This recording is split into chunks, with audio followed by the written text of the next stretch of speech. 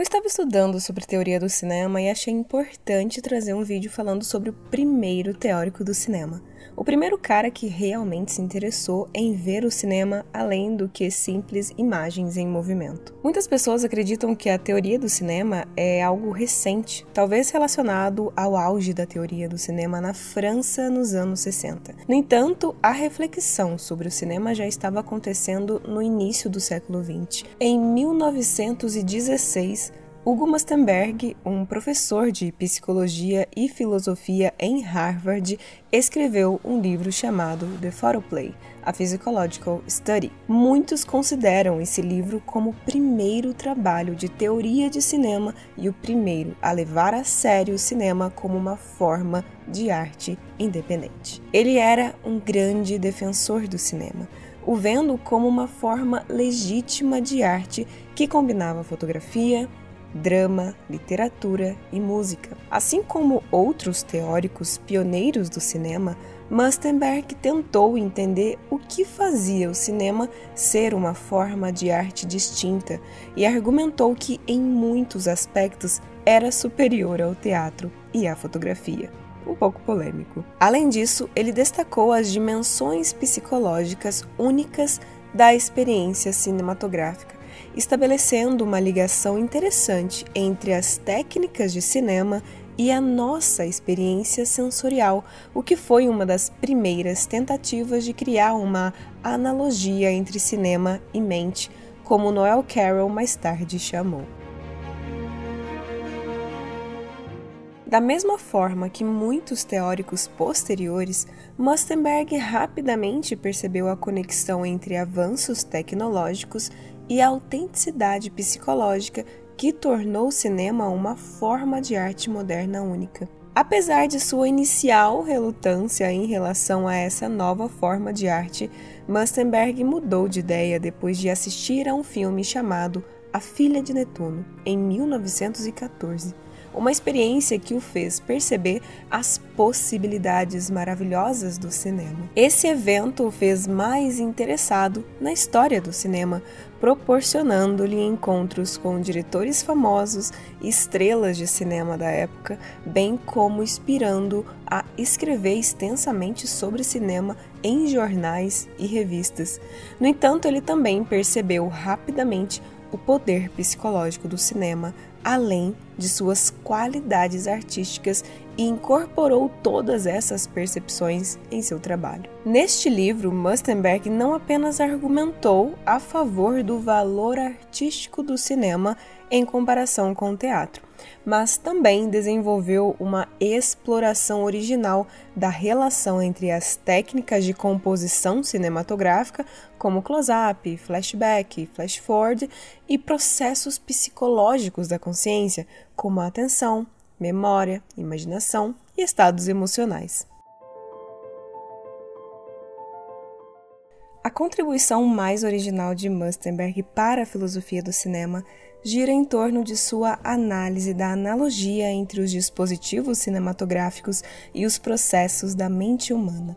Ele argumenta que podemos entender o poder estético do filme ao examinar como ele influencia a mente do espectador, ou seja, ao analisar os processos mentais desencadeados por essa forma específica de arte. Mustenberg inicia destacando um ponto fenomenológico importante. Embora estejamos cientes de que estamos observando imagens bidimensionais no cinema, ainda assim temos a forte sensação de profundidade e movimento na tela. Com base em inúmeros experimentos psicológicos, incluindo os que ele mesmo conduziu, Mustenberg sustenta a ideia de que a sensação de profundidade e movimento não está objetivamente presente na imagem em si, mas é adicionada às imagens por meio das operações psicológicas ou cognitivas de nossas próprias mentes. Qual é a diferença entre nossa percepção de movimento no teatro em comparação com o cinema? Mustenberg argumenta que no teatro o movimento é real, ocorre no espaço físico, enquanto no cinema o movimento é uma impressão criada pela atividade mental interna que conecta as diferentes fases de movimento na ideia de ação contínua. Portanto, a profundidade e o movimento na tela são uma combinação de percepção objetiva e investimento subjetivo nessa percepção. Muitas vezes não percebemos essa fusão quando estamos completamente imersos no filme. No entanto, a profundidade e o movimento nas imagens cinematográficas são apenas o ponto de partida. O que Mustenberg enfatiza como crucial para entender a relação entre cinema e mente é o ato psicológico da atenção. A atenção é algo que todos nós conhecemos intuitivamente. É o foco consciente da nossa mente, aquilo que nos permite escolher o que é relevante ou não no nosso campo de consciência. A atenção pode ser dividida em dois tipos: a voluntária e a involuntária. A atenção voluntária envolve nossa capacidade de concentrar nossa mente de forma consciente em ideias ou interesses específicos que consideramos importantes, deixando de lado o que não se alinha com esses interesses.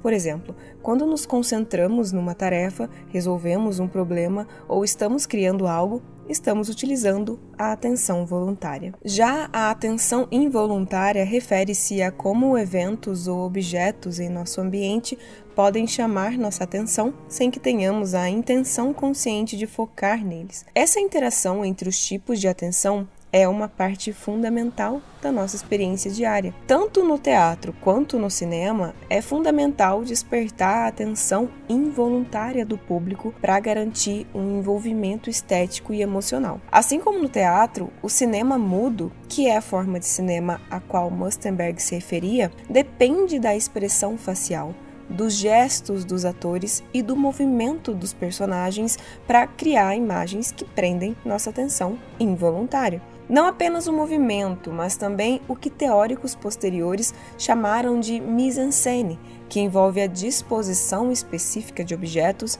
e figuras na cena, pode cativar nossa mente. Coisas como um rosto peculiar, trajes incomuns ou cenários surpreendentes podem segurar nossa atenção e até mesmo mantê-la cativa por um tempo. Além disso, a paisagem e o cenário têm um potencial visual poderoso para atrair nossa atenção e transmitir nuances emocionais ou estados de espírito. Mas aqui vem uma diferença crucial.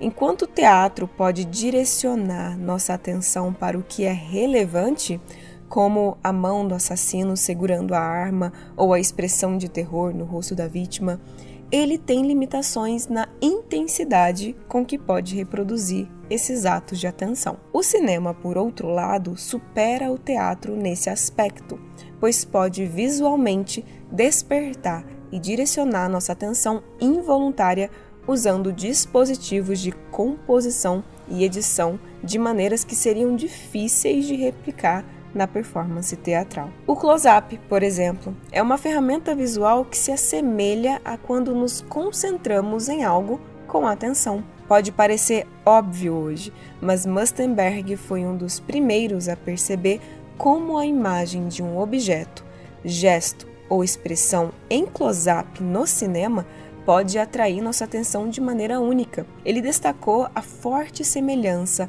entre nossa atenção visual e os truques do cinema, algo que não é possível no teatro. Para ele, o close-up é uma maneira de objetivar nossa atenção e ampliar o poder da arte além do teatro. O close-up não apenas foca nossa atenção imediata, mas também se torna uma parte comum da forma como as histórias são contadas no cinema. Ou seja, ele também funciona de forma narrativa. Além do close-up, temos o flashback, que nos faz lembrar da operação da memória. Mustenberg diz que o filme nos dá uma exibição da memória, seja a nossa, a de um personagem ou a do filme. Aqui, o filme projeta na tela o que normalmente aconteceria apenas em nossas mentes quando lembramos.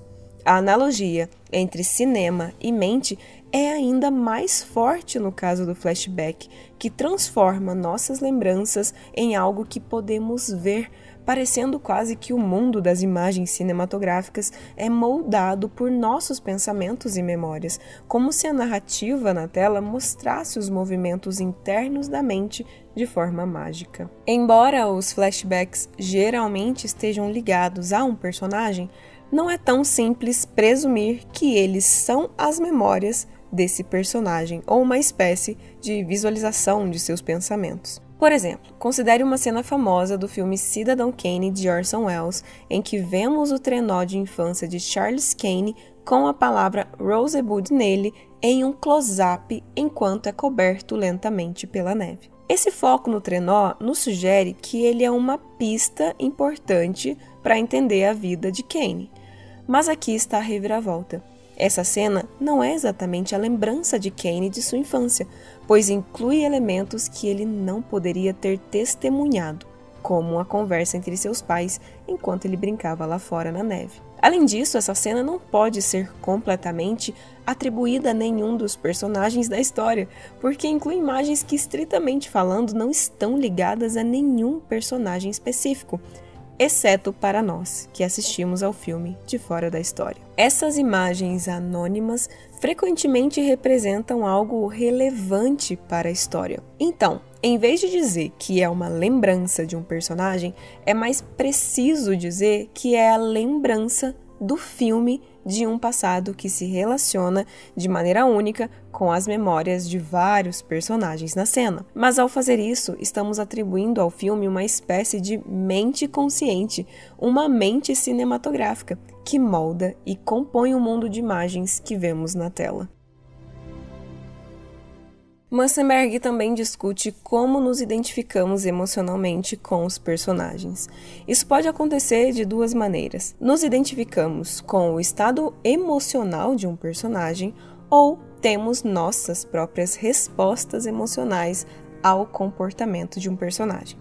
Por exemplo, em O Silêncio dos Inocentes, de Jonathan Demme, nos identificamos imediatamente com o terror da agente do FBI, Clarice Starling, enquanto ela enfrenta o assassino Buffalo Bill em seu porão escuro. Para aumentar a tensão, vemos o rosto apavorado de Clarice e ouvimos sua respiração nervosa do ponto de vista de Buffalo Bill, graças aos seus óculos de visão noturna. Embora não concordemos com suas ações assassinas, essa proximidade nos permite simpatizar com a situação aterrorizante de Clarice e, ao mesmo tempo, nos força a ver as coisas do ponto de vista do assassino com a arma de Clarice a poucos centímetros de seu rosto na escuridão. Essa cena exemplifica as duas formas de resposta emocional que Mustsenberg descreve. Nos identificamos diretamente com a situação angustiante de Clarice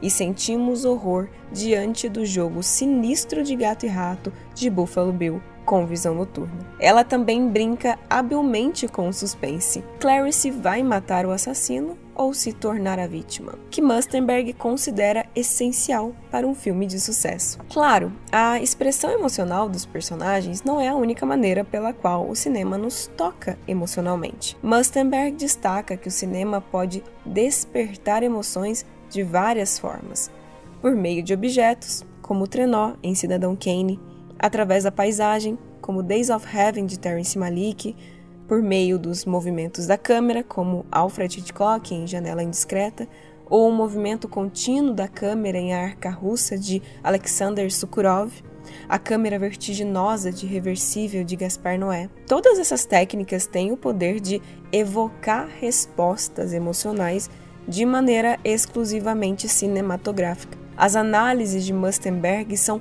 notavelmente visionárias ao destacar as maneiras pelas quais o cinema difere do teatro e de outras artes visuais na capacidade de provocar emoções intensas e afetivas. Podemos aprofundar a analogia entre o cinema e a mente de Mustsenberg por meio de uma abordagem fenomenológica. Em vez de nos concentrarmos estritamente em uma interpretação teórica da mente, essa analogia pode ser fundamentada em nossa experiência comum de percepção, atenção, emoção e imaginação, todos essenciais para a compreensão e apreciação do cinema. Talvez a intenção de Mustenberg tenha sido descrever nossa experiência intrincada e multifacetada ao assistir a filmes capturando o mundo visto, em vez de criar uma teoria complexa da mente. Nesse sentido, a analogia entre cinema e a mente pode ser esclarecedora, pois se baseia em nossa vivência cotidiana e enriquece a nossa compreensão da sétima arte.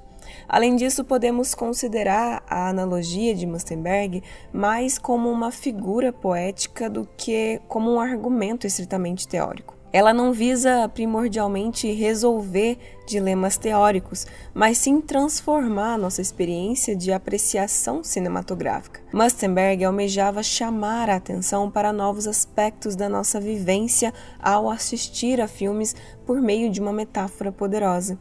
Sua analogia serve como um meio de ressaltar a complexidade estética do cinema e realçar a distinção entre o cinema e outras formas de arte, como o teatro. Portanto, o legado de Mustenberg na filosofia do cinema transcende o âmbito teórico, assumindo também uma dimensão estética, auxiliando-nos a apreciar e compreender de maneira mais profunda e significativa a nossa experiência única com o cinema. Eu espero que vocês tenham gostado desse vídeo. Eu te vejo. Até o próximo.